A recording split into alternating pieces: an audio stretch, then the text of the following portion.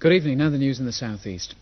The police and local councils are accused of failing to curb the rising tide of racial attacks in London. A report published today says that black and Asian people in London face increasing risks of racial harassment.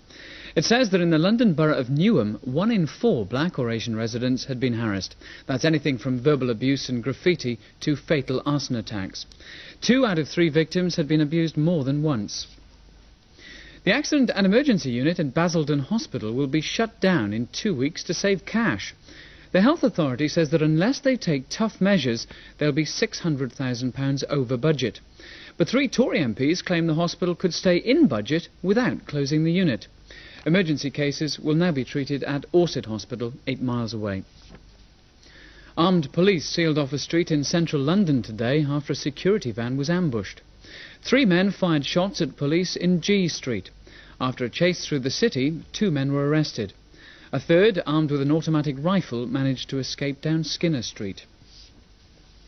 The famous Spitalfields Market is set to move to a new building at Temple Mills in Waltham Forest.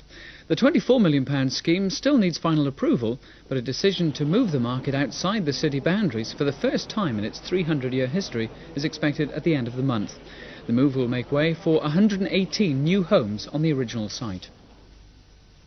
One of the busiest sections of the M25 is to be widened because transport officials underestimated the number of vehicles that would use it.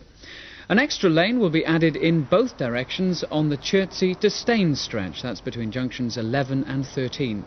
Work, including resurfacing, will start at the end of the year and it's expected to take 18 months. Well, that's all from the South East Newsroom for tonight. Deborah Hall will be here in breakfast time tomorrow morning. The first bulletin will be at 7:15. Now here's the weather forecast with Michael Fish.